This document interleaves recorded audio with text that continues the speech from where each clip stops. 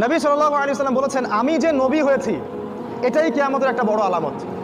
তিনি বলেছেন, বুইসতু আনা ওয়াসসাআ কাহাতাইন, আমাকে আর কিয়ামতকে এইভাবে পাঠানো হয়েছে, আমাকে আর কিয়ামতকে এইভাবে পাঠানো হয়েছে। মানে এই দুই আঙ্গুলের মধ্যে যতটুকু দূরত্ব, আল্লাহ রাসূল সাল্লাল্লাহু আলাইহি ওয়াসাল্লাম আর কিয়ামতের মাঝখানে এতটুকু দূরত্ব আছে। এই হাদিসটা উনি বলেছেন 1400 বছর আগে। আপনার যদি সামান্য বিবেক থাকে আপনি বুঝতে পারবেন যে এখন 1400 বছর পর কিয়ামত কত কাছে। নবীজি আরও বলেছেন, আমার ইন্তেকাল কিয়ামতের একটা আলামত।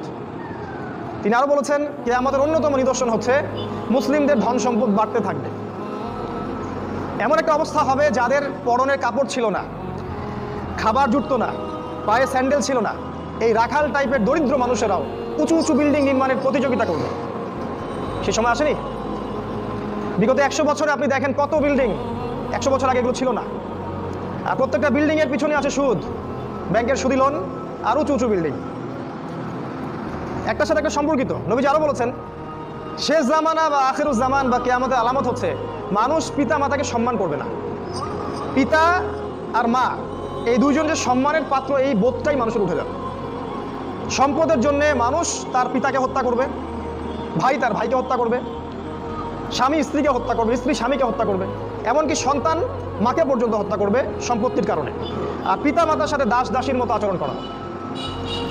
নবী সাল্লাল্লাহু আলাইহি ওয়াসাল্লাম বলেছেন, কিয়ামতের অন্যতম নিদর্শন হচ্ছে যে সমাজের বেশিরভাগ মানুষ সুদের সাথে জড়িত হয়ে যাবে। ইচ্ছায় হোক আর অনিচ্ছায় হোক, হয় ব্যক্তি সুদ খাবে, না হলে সুদ দিবে, না হলে সাক্ষী থাকবে, না হলে লিখে রাখবে। আর আমাদের নবী মুহাম্মদ সাল্লাল্লাহু আলাইহি ওয়াসাল্লাম এই 4 শ্রেণীর মানুষকে সমানভাবে অভিশাপ দিয়েছেন। তিনি বলেছেন, আমি মুহাম্মদ সাল্লাল্লাহু আলাইহি ওয়াসাল্লাম আপনার নবী, তিনি বলেছেন যে আমি 4 শ্রেণীর মানুষকে অভিশাপ দিয়ে গেলাম। এক শ্রেণী হচ্ছে যে সুদ খায়, দ্বিতীয় শ্রেণী হলো যে সুদ দেয়, তৃতীয় শ্রেণী যে সাক্ষী থাকে, আর চতুর্থ শ্রেণী যে লিখে রাখে। এই হাদিসের আলোকে পুরো ব্যাংকিং সিস্টেম সুদের আওতায় পড়ে যায়। এবং নবী সাল্লাল্লাহু আলাইহি ওয়াসাল্লাম বলেছেন, সুদের 70টা পাপের শাখা আছে, তার সর্বনিম্ন শাখা নিজের মাকে ধর্ষণ করা। এটা আমি বলিনি, হাদিসের পাতায় পাতায় লেখা আছে। আপনাদেরকে কেউ কখনো বলেছে কিনা আমি জানি না, আজকে আপনাদেরকে সতর্ক করে গেলাম। আমাদের নবী বলেছেন সুদের 70টা পাপের শাখা আছে, তার সবচেয়ে নিচের শাখা নিজের মাকে বিয়ে করা, ধর্ষণ করা বা জিনা করা। তিনি আরও বলেছেন সুদের সবচেয়ে উঁচু শাখা হচ্ছে আল্লাহ এবং তার রাসূলের সাথে যুদ্ধ করা। সূরা বাকারায় আছে, সূরা বাকারার 275-76 আয়াতগুলো পড়ে দেখবেন। নবী সাল্লাল্লাহু আলাইহি ওয়াসাল্লাম আরও বলেছেন, যে ব্যক্তি 1 দিরহাম সুদ খাবে সে যেন 36টা মেয়েকে ধর্ষণ করলো। এটা বুখারীর হাদিস। আমি নাম্বার বলার সময় পাচ্ছি না, খুব সময় সংক্ষিপ্ত। তিনি আরও বলেছেন, সুদখোরদেরকে কবরে যে শাস্তি দেওয়া হবে সেটা হচ্ছে তাদেরকে রক্তের নদীতে ফেলে তাদের মাথাগুলোকে ফাটিয়ে দেওয়া হবে। কারণ সুদের মাধ্যমে সারা বিশ্বের মানুষের রক্ত তারা চুষে নিচ্ছে। এই কারণে এর ফলাফলটা কি হয়? এর ফলাফলে ধনীরা ধনী হতে থাকে, আর গরিবরা যত দিন যাবে আস্তে আস্তে আরও দারিদ্র্যের অতল তলে নিষ্পেষিত হতে থাকবে। আপনার কাছে মনে হবে হয়তো আপনি 10 টাকা দিলে 15 টাকা পাবো, কিন্তু এটা নয়। আপনি আপনার টাকা পাবেন না, আপনি অন্যের রক্ত চোষা টাকা পাবেন। এর ফলে ধনিক শ্রেণীর কোনো ক্ষতি হয় না, তারা অনেক লাভবান হতে থাকে। এই জন্য বিশ্বের একটা অংশ আজকে ধনী হচ্ছে। দেখবেন এই পুরো বিশ্বের একটা অংশ দিন দিন ধনী হচ্ছে, ওই পশ্চিমা সভ্যতা। আর বাকি অংশগুলোকে দেখবেন তারা আস্তে আস্তে দরিদ্রের সীমার নিচে চলে যাচ্ছে। এটার কারণ রিবা, সুদ। তিনি আরও বলেছেন যে সুদ যারা খাবে তাদের জাহান্নামে শাস্তি হচ্ছে ওদের পেটটা ফুলে ফেপে থাকবে, আর পেটের ভিতরে সাপ কিলবিল করবে। আর ফেরাউনের অনুসারী যারা, তারা এদের পেটে পাড়া দিয়ে জাহান্নামে প্রবেশ করবে। এভাবে অপমান করা হবে। কেন ফেরাউনের সাথে তুলনা করা হলো কেন? আমরা জানি ফেরাউন এই পৃথিবীর সবচেয়ে বড় জালেম, আর সুদের মধ্য দিয়ে জুলুম সবচেয়ে বড় করা হয়েছে এই পৃথিবীতে। এখন আপনি মুসলিম হিসেবে চাইলেও এখান থেকে বের হতে পারছেন না। আপনি আমাকে এখন পুরো দেশের অবস্থা বলেন, প্রতিটা জেলা, গ্রাম, ইউনিয়নের অবস্থা বলেন, কোন জায়গায় সুদ নাই সেটা আমাকে দেখান। অথচ আমরা সবাই মুসলিম দাবি করছি। আমরা দাবি করছি আমরা আশিকে রাসূল, নবীকে ভালোবাসি, আল্লাহকে ভালোবাসি। আমরা এতটুকু বলবো যে আপনি আপনার কবরের জন্য অপেক্ষা করতে থাকেন, তারপরে দেখেন কি হয়। বিশ্বাস করেন, আপনার রিজিকের মধ্যে যদি 1টা টাকা হারাম থাকে, যতক্ষণ সেটাকে আপনি ত্যাগ না করছেন, আপনার ইবাদত কবুল হবে না। কোনো ক্ষমতা নাই এই হাদিসটাকে উল্টায় দেওয়ার। আল্লাহ পাক বলেছেন, ইন্নাল্লাহা তাইয়্যিব লা ইকবালু ইল্লা তাইয়্যিব। আল্লাহ পাক পবিত্র, তিনি পবিত্র রিজিক ছাড়া কবুল করেন না। 3 জন ব্যক্তির দোয়া কবুল হয়, নবীজি বলেছেন। দোয়া ফেরত দেয়াই হয় না, দোয়া করলেই কবুল। একজন হচ্ছে বাবা যখন সন্তানের জন্য দোয়া করে। 2 নাম্বার, যখন কোনো মুসাফির মানে সফর করছে যারা আল্লাহর পথে বা মুসাফির, তারা যখন আল্লাহর কাছে দোয়া করে, দোয়া কবুল হয়ে যায়। আরেকটা দোয়া হলো মাজলুম, কারোর উপর জুলুম করা হয়েছে, এই মাজলুম যখন জালেমের বিরুদ্ধে বদদোয়া করবে তখন দোয়া কবুল হয়ে যাবে। এই মুসাফিরের দোয়া কবুল হয়। একজন মুসাফির হাত তুলে আল্লাহকে বলছিল, আল্লাহ আমাকে এইটা দাও, আল্লাহ আমাকে ওইটা দাও। আর আমাদের নবীজি দেখে বললেন যে মুসাফিরের দোয়া কবুল হয়, কিন্তু এই ব্যক্তির দোয়া কেমন করে কবুল হবে যার খাবার হারাম, পানীয় হারাম, পোশাক হারাম, সবই হারাম। রিজিক হালাল না হওয়া পর্যন্ত ইবাদত কবুল হবে না। তাই যাবতীয় সুদ, যাবতীয় ঘুষ, এই যে হারাম রিজিক, হারাম পণ্যের ব্যবসা, এগুলো থেকে তওবা না করা পর্যন্ত ইবাদত তো কবুল হবেই না, আপনি ইবাদতের স্বাদ পাবেন না। এই যে নামাজ পড়েন, রোজা রাখেন, অনেক কিছু করেন, হজ করেন, স্বাদ পান না, আত্মতৃপ্তি পান না, এর কারণ হারাম রিজিক। নবীজি বলেছেন শেষ জামানার অন্যতম নিদর্শন হচ্ছে মানুষ হালাল হারামের কোনো পরোয়া করবে না, যেভাবে পারে সেভাবে টাকা উপার্জন করবে। মেরে হোক, কেটে হোক, ঘুষ খেয়ে হোক, দুর্নীতি করে হোক, টাকা চাই, টাকা, অর্থ সম্পদ চাই। ভাবখানা এমন যে সে যেন পৃথিবীতে 1000 বছর থাকবে, 1 সেকেন্ডের মধ্যে সে পরকালে চলে যেতে পারে, হুশটা তার নাই। আল্লাহ পাক বোঝার তৌফিক দান করুন, আল্লাহুম্মা আমিন। নবী সাল্লাল্লাহু আলাইহি ওয়াসাল্লাম আরও বলেছেন শেষ জামানার অন্যতম নিদর্শন হচ্ছে জিনা, মানে নারী আর পুরুষ অবৈধ সম্পর্কে লিপ্ত হবে। এখন দেখবেন ঘরে ঘরে জিনা। আর এই জিনার মাধ্যম কি? মাধ্যম ওই যে আপনার টেলিভিশন, আপনার ইন্টারনেট, আপনার ওই যে পরকীয়া, আপনার ছেলে নারী পুরুষের একসাথে চলাফেরা করা, ফ্যামিলিস্ট রেভলিউশন, মেয়েদের বেপর্দা হওয়া, একসাথে ছেলে মেয়েদেরকে পড়াশোনা করানো, এগুলো সবই জিনার কারণ। এবং আমাদের নবীজি বলেছেন যে জিনা থেকে তওবা না করা পর্যন্ত একজন ব্যক্তি পরিপূর্ণ মুমিন হতে পারে না। যখন মানুষ এই জিনার মধ্যে লিপ্ত থাকে তখন সে পরিপূর্ণ মুমিন থাকে না। কিয়ামতের অন্যতম নিদর্শন যে জিনা বাড়তে থাকবে, ধর্ষণ বাড়তে থাকবে, ইফটিজিং বাড়তে থাকবে, মেয়েদের বেপরদামি বাড়তে থাকবে। এগুলো দেখেন, চোখের সামনে দেখতে পারবেন। দেশে ধর্ষণের কি অবস্থা দেখতে পাচ্ছেন না? স্বামীকে বেঁধে রেখে স্ত্রীকে ধর্ষণ করা হচ্ছে, বাবার সামনে মেয়েকে ধর্ষণ করা হচ্ছে, জনসমুখে গণধর্ষণ করা হচ্ছে, বাসে ধর্ষণ করা হচ্ছে। আর যেহেতু ইসলামিক কোনো অনুশাসন নাই এই সমাজে, ইসলামের অনুশাসন ছিল কেউ ধর্ষণ করলে তাকে মৃত্যুদণ্ড দিতে হবে, জনসমুখে মৃত্যুদণ্ড দিতে হবে। সেটা যেহেতু আমরা বাস্তবায়ন করতে পারিনি, এই জন্য পাপের কোনো শাস্তি হচ্ছে না, এই জন্য পাপীরা লাই পেয়ে যাচ্ছে। কাল যখন আপনার বাসায় এই সমস্যাটা আসবে তখন বুঝতে পারবেন যে ইসলামের আইন কাকে বলে। ইসলামিক যে লস, চুরি করলে চোরের হাত কেটে দাও, ধর্ষণ করলে মৃত্যুদণ্ড দাও, মদ খানে বেত্রাঘাত করো, কেউ কাউকে অন্যায়ভাবে হত্যা করে তাকেও হত্যা করো, কেসাস করো, এই আইনগুলো আমরা বাস্তবায়ন করতে পারি নাই। এই কারণে সমাজে চিরস্থায়ী শান্তি প্রতিষ্ঠা করতে আমরা ব্যর্থ, টোটালি ফেল্ড। এক কথায়, যতক্ষণ পর্যন্ত সমাজ আল্লাহর বিধান অনুযায়ী না চলবে ততক্ষণ পর্যন্ত সমাজ আপনি শান্তি পাবেন না। সমাজ তো দূরের কথা, আপনি পরিবারেই শান্তি পাবেন না, ব্যক্তিতেই শান্তি পাবেন না। আর নবীজি বলেছিলেন সাল্লাল্লাহু আলাইহি ওয়াসাল্লাম, কিয়ামতের আগে আগে খেলাফত উঠে যাবে এবং আল্লাহর আইন উঠে যাবে। তিনি আরও বলেছেন কিয়ামতের অন্যতম নিদর্শন হচ্ছে মাদকদ্রব্য। মানুষ মাদকদ্রব্য খাবে, এটাকে হালাল মনে করে খাবে। মদ খাবে, এটাকে হারাম মনে করবে না। মদের নাম অন্য কোনো নাম দিয়ে তারা মদ খাবে। আজকে যুবকদের প্রধান সমস্যা দেখবেন মাদক। ম্যাক্সিমাম যুবক মাদকদ্রব্য খায়, ইয়াবা খায়, ফেন্সিডিল খায়, গাঁজা খায়, তারি খায়, খায় না? ইউনিভার্সিটির ছেলেপেলেদেরকে দেখেন, মাদ্রাসার ছেলেদের কথা বাদ, এরা এগুলোর সাথে আলহামদুলিল্লাহ ওদের মতো জড়িত নয়। ইউনিভার্সিটির ছেলেগুলোকে দেখেন, ম্যাক্সিমাম মাদকদ্রব্যের সাথে জড়িত। আর যুবকদের একটা সমস্যা দেখবেন, ওই পর্নোগ্রাফি, ওই যে ব্লু ফিল্ম দেখে।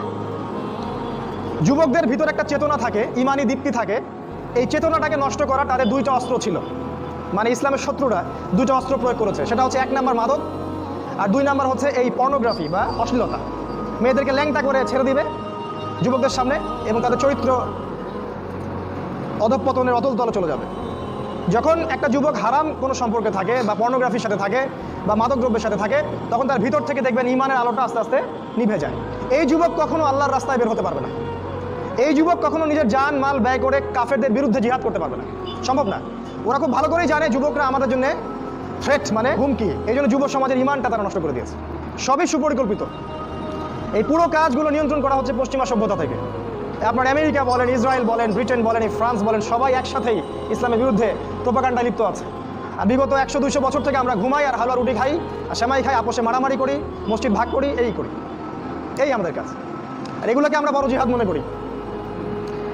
হানাফি ভাই সালাফিকে দেখতে পারি না, সালাফি হানাফিকে দেখতে পারি না, এই দল সেই দল, এই তরিকা সেই তরিকা, একজনের সাথে আরেকজন ওঠা বসা নাই, চলাফেরা নাই, এমনকি সালামটা পর্যন্ত দেই না। সুবহানাল্লাহ। আমাদের নবীজি বলেছেন যে একজন ব্যক্তি জান্নাতে যেতে পারবে না যতক্ষণ না সে মুমিন হয়, আর ততক্ষণ একজন মুমিন হতে পারবে না যতক্ষণ একজন মুসলিম আরেকজন মুসলিমকে ভালো না বাসে। তিনি বলছেন, আমি কি তোমাদেরকে জানিয়ে দেবো, আলা আদুল্লুকুম বিশাইই, এমন কিছু তোমাদেরকে জানিয়ে দিব যেটার দ্বারা তোমরা একে অপরকে ভালোবাসতে পারবে? সাহাবীরা বলেন, জানিয়ে দিন ইয়া রাসূলুল্লাহ। তিনি বলেন, তোমরা সালামের প্রচার করো, খালি সালাম দাও, মানুষকে সালাম দাও। এই সালামটুকু দেন, ভাই ভাই মহব্বত হয়ে যাবে। নবীজি আরও বলেছেন, দেখেন আমাদের মাঝে কিন্তু মৌলিক বিষয়ে তেমন কোনো পার্থক্য নাই, হয়তো কিছু কিছু ইখতলাফি বিষয় আমাদের মাঝে পার্থক্য আছে, যেটা সাহাবীদের যুগ থেকেই ছিল। এর জন্য এই না যে আমাদেরকে আলাদা হয়ে যেতে হবে, তুমি এমন একটা ভাব পড়ে যে সে মুসলিমই না। দুঃখজনক, এগুলো দুঃখজনক। নবীজি বলেছেন কিয়ামতের আগে এই উম্মাহ ৭৩টা দলে বিভক্ত হয়ে যাবে। মানে ৭৩ মানে শুধু ৭৩ না, মানে অসংখ্য দলে বিভক্ত হয়ে যাবে। কুল্লুহুম ফিন্নার, তাদের প্রত্যেকটা দলই জাহান্নামে যাবে, ইল্লা মিল্লাতান ওয়াহিদা, একটা মাত্র দল ছাড়া। কিলা, বলা হলো মান হিয়া ইয়া রাসূলুল্লাহ, ওই একটা মাত্র নাজাতপ্রাপ্ত দল কারা হে আল্লাহ রাসূল সাল্লাল্লাহু আলাইহি ওয়াসাল্লাম? তিনি বলেন মা আনা আলাইহি ওয়া আসহাবি, আমি যার উপরে আছি এবং আমার সাহাবীরা যার উপরে আছে। মানে আমাদের প্রতিটা কাজ যদি রাসূল এবং সাহাবীদের সাথে মিলে যায়, আলহামদুলিল্লাহ আপনি সেই দলের মধ্যেই আছেন। আপনি হয় গাইবান্ধায় থাকেন, আর রংপুরে থাকেন, আর বাংলাদেশে থাকেন, আর পাকিস্তানে থাকেন, এটা বড় কথা না। আপনার আদর্শ ঠিক আছে কিনা এটা বড় কথা। মুসলিম উম্মার এই বিভক্তি কিয়ামতের একটা আলামত। তিনি আরও বলেছেন সাল্লাল্লাহু আলাইহি ওয়াসাল্লাম, কিয়ামতের আগে সত্যবাদীকে বলা হবে মিথ্যাবাদী, আর মিথ্যাবাদীকে বলা হবে পরম সত্যবাদী। যত মিথ্যা, মিডিয়ার মাধ্যমে যত মিথ্যা প্রচার করা হয়, আর আমরা গরু ছাগলের মতো মুসলিমরা এগুলা গিলি খেলে। মুসলিমদেরকে মিডিয়া বানিয়ে দিল সন্ত্রাসী এবং জঙ্গি, আর আমরা ওদের সাথে তালে তাল মিলিয়ে শব্দগুলো আমরাই বলি। ওরা সারা বিশ্বে লক্ষ লক্ষ মানুষকে মেরে ফেললো, আফগানিস্তানে, পাকিস্তানে, ইরাকে, ইরানে, এই যে মায়ানমারে, চায়নায়, সিরিয়ায়, ইয়েমেনে। ওরা কেউ জঙ্গি না, ওরা কেউ সন্ত্রাসী না। যখন মুসলিমরা বলে আমরা কোরআন এবং সুন্নাহর উপর থাকতে চাই, আমরা আল্লাহর বিধান বাস্তবায়ন করতে চাই, তখনই আমরা জঙ্গি আর সন্ত্রাসী হয়ে যাই। এই মিডিয়ার মধ্য দিয়ে সত্যকে মিথ্যা বানানো হয়েছে, আর মিথ্যাকে সত্য বানানো হয়েছে। পৃথিবীর সবচেয়ে ফাসেক, জালেম, মুনাফেক যে, তাকে বলা হচ্ছে মিডিয়া এটা পরম সত্যবাদী, মহাপুরুষ, অথচ জীবনে একত্র নামাজও সে কখনো পড়ে না। বাক স্বাধীনতার নামে আজকে রাসূল সাল্লাল্লাহু আলাইহি ওয়াসাল্লামের নামে কটূক্তি করা হচ্ছে, তাকে অপমান করা হচ্ছে, তার কার্টুন আঁকা হচ্ছে, আর আমরা মুসলিমরা বসে ঘরে বসে হালুয়া খাচ্ছি। আমরা কিছু বললেই এটা হয়ে যাচ্ছে আগ্রাসন, মৌলবাদী। আর ওরা এরকম হাজারটা কাজ করলেও এটা বাক স্বাধীনতা, মত প্রকাশের স্বাধীনতা। আসলে ভাই ইমান সেই জায়গায় আর নাই। মৃত্যু হলেই বুঝতে পারবেন যে কোন জায়গায় ইমান ছিল। আল্লাহ পাক বোঝার তৌফিক দান। তিনি বলেছেন কিয়ামতের আগে আমানতদার ব্যক্তিকে বলা হবে খেয়ানতকারী, আর খেয়ানতকারী ব্যক্তিকে বলা হবে পরম আমানতদার। যারা সবচেয়ে বড় দুর্নীতিবাজ ওদেরকে বলা হবে মহাপুরুষ, খুব ভালো মানুষ, হাজী সাহেব। আর যারা বড় বড় আলেম ওলামা স্কলার, তাদের অবস্থা দুই জায়গায় হবে, হয় মাটির তলে, না হলে জেলখানায়। ইমাম ইবনে তাইমিয়া রাহিমাহুল্লাহ সালাফি মানহাজের অনেক বড় একজন আলেম, আপনারা সবাই তার নাম জানেন। তিনি বলেছিলেন যে হকপন্থীদের অবস্থান দুইটা জায়গায় হয় সাধারণত, একটা হচ্ছে কারাগারে অথবা মাটির তলে। তিনি আরো বলেছেন রাসূলুল্লাহ সাল্লাল্লাহু আলাইহি ওয়াসাল্লাম কিয়ামতের আগে হত্যা বাড়তে থাকবে। হত্যা মানে একজন মানুষকে হত্যা করা হবে, মানুষ জানবে না আমাকে কেন মারা হচ্ছে, আর যে হত্যা করবে সেও বুঝবে না কেন ওকে মারলাম।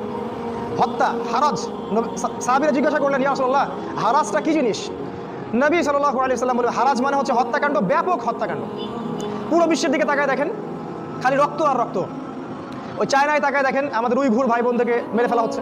এই মিয়ানমারের দিকে তাকায় দেখেন, ওখানে রোহিঙ্গা ভাইদেরকে মেরে কুটি কুটি করে কাটা হলো, ওরা পালিয়ে বাংলাদেশে চলে আসলো। কাশ্মীরের দিকে তাকান, সেখানে মারা হচ্ছে। আফগানিস্তানে তাকান, সেখানে মারা হচ্ছে। সিরিয়ার দিকে দেখেন, লক্ষ লক্ষ বাচ্চা, এই যে ছোট ছোট বাচ্চাগুলোকে বোম দিয়ে মেরে ফেলা হচ্ছে। আপনার বাচ্চাকে কেউ যদি বোমা মেরে মেরে ফেলে কেমন লাগবে আপনার? উম্মার সবাইকে আমরা নিজের মনে করতে পারি না, যে এই উম্মা আমার, এই বাচ্চাগুলো আমার, এই যুবক ভাইরা আমার ভাই, এটা মনে করতে পারি না। আমরা খুব স্বার্থপর হয়ে গেছি আর কি। ইয়েমেনের দিকে তাকায় দেখেন, প্রায় 10 লক্ষ শিশুকে ওখানে না খেয়ে মেরে ফেলা হচ্ছে। 10 লক্ষ শিশুকে। কয়টা দেশের উদাহরণ দিব? সারা বিশ্বের দিকে তাকায় খালি হত্যা আর হত্যা। আর এই কথাটাই ফেরেশতারা বলেছিলেন। আল্লাহ যখন আদমকে সৃষ্টি করতে চান, তখন ফেরেশতারা বলেছিলেন কি দরকার মানুষকে সৃষ্টি করার? পৃথিবীতে গিয়ে হয় ফাসাদ সৃষ্টি করবে, না হলে হত্যাপাত, রক্তপাত ঘটাবে। দেখেন মানুষ ওই দুইটা কাজই করে। এরকম অসংখ্য নিদর্শন নবীজি বলেছেন কিয়ামতের আগে আগে হবে। এগুলো চোখের সামনে আপনি দেখতে পারবেন। এই ঘুষ, এই দুর্নীতি, এই জিনা, ব্যভিচার, মাদক, সুদ সবই কিয়ামতের আলামত। যাকাত দেওয়ার মানুষ খুঁজে পাওয়া যাবে না। মুসলিমদের সম্পদ এত বাড়তে থাকবে। সামাজিক মূল্যবোধ বলে কিছু থাকবে না, যে প্রতিবেশীর সাথে ভালো আচরণ, মানুষকে সুন্দর সৌহার্দ্যপূর্ণ ব্যবহার, এগুলো থাকবে না। নবীজি বলেছেন ইলম উঠে যাবে, জ্ঞান, কোরআন সুন্নাহর যে জ্ঞান, এটা উঠে যাবে। আর জাহেলিয়াত সমাজে বর্ষণ হতে থাকবে। জাহেলিয়াত দেখবেন, যত প্রকার জাহেলিয়াত, এটাকে মানুষ প্রযুক্তি মনে করে, মর্যাদা মনে করে, উন্নত অগ্রগতি মনে করে। আর কোরআন সুন্নাহর যে মৌলিক জ্ঞান, এটাকে মানুষ মনে করে এগুলো হুজুরদের কাজ আর মোল্লার দৌড় মসজিদ পর্যন্ত। কোরআন হাদিসে এসেছে শেষ জামানায় মানুষ কোরআনকে পরিত্যাগ করবে। মানুষ কোরআন খুলে দেখার সময় পাবে না।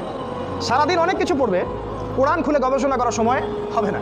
দেখেন আপনার বাসায় কোরআন পড়ে আছে, সেই যে বাপ মারা গেছে ওই দিন খুলছিলেন, এখনো ওই ঘরেই পড়ে আছে। দেখেন, মিথ্যা কথা বলি না কেউ।